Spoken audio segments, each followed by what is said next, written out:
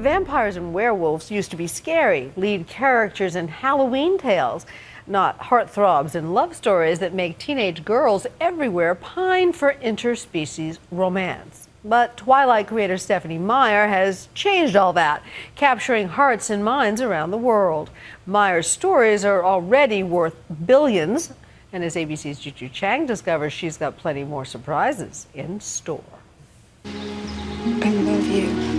It's a lover's triangle. Don't make me choose. That's as brilliantly preposterous as it is profitable.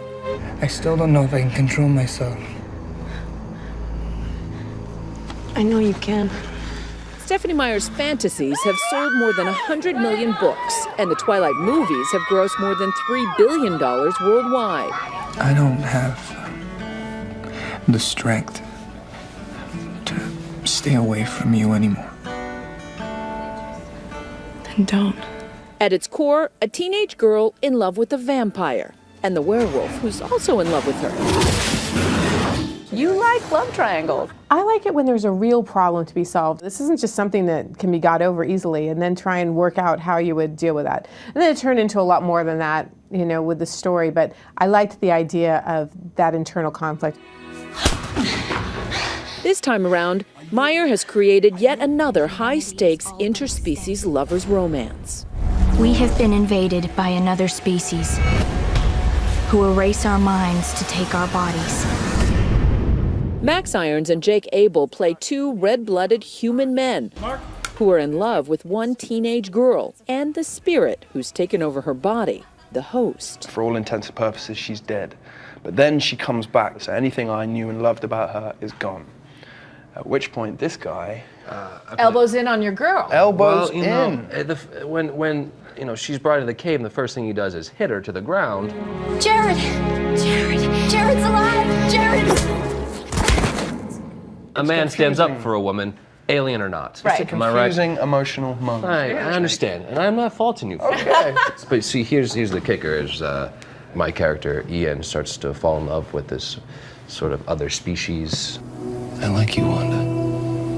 I like you too, Ian. This is yet another interspecies romance. It is. I tried to write a story once with just human beings and I got really bored. I love to read them. I love regular fiction. But when I'm writing, I for now anyway, the science fiction and the fantasy always holds on to my attention better. Stop! You are not going there. What about Jared?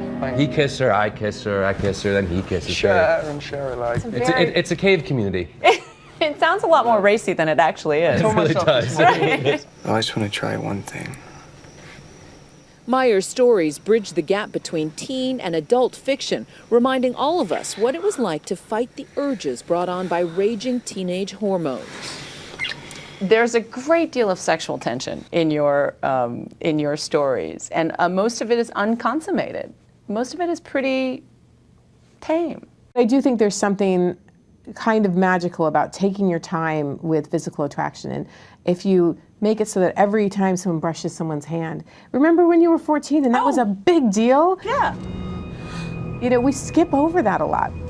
How are you able to channel the 16-year-old girl in all of us? I don't know that you ever lose the 16-year-old girl. It's different now than it was then, but apparently it's not so different that I'm not still a little bit in touch with that girl. Meyer, a devout Mormon, is an unlikely publishing phenom. The first Twilight installment was her very first attempt at writing, after she had a dream about a beautiful man glittering in a meadow. I love the story of how Twilight came into your brain. Vivid dreams. That was an especially vivid one, and it certainly has worked out in odd ways. Hi, how are you? We caught up with Meyer in Chicago at the bookstore where her very first signing took place. I want to show you I have zips on my back. Oh my gosh, that looks like it must have hurt. Despite her celebrity status, she says her most important role is being mom to her 3 sons. She says they don't see her as a superstar. Mom's mostly at home just being a nerd, you know. You're not cool to your kids. You remember when they were little and one of my middle one was trying to ask his friend, which book does your mom write? You know, because for kids, cute. Because mom is the epitome of normal. That's just what mom does. And so they don't realize that it's different for other people. Right. Have they read your books? Do they see the movies? No. They've seen the first one. I wouldn't let them see the other ones. I'm careful about what they watch. Because it's too violent or too it's too sensual? I think it's too sensual. Sensuality and taming one's burning desire is a cornerstone of Meyer's writing. The Host explores the notion that finding your soulmate goes beyond the physical body. Did you ever struggle with body image? Was that an all the issue for you? time, my whole life. I still do.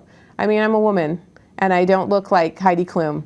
And it's hard sometimes to forget that and realize that that's not the important thing. You get bombarded by it so much. It's stunning to me that you, Stephenie Meyer, megastar, is insecure. Isn't everyone? I feel like, the more famous or whatever someone is, seems like the more difficult it is to feel like you fit into that that role. I don't know. I've always been like that. There's been pressure for Meyer to expand the Twilight series, perhaps a prequel. But she says she's done with vampires for the time being. Right now, she's working on a sequel to The Host. Clearly, you're letting your gut or your dreams lead you. But after The Host, what comes next?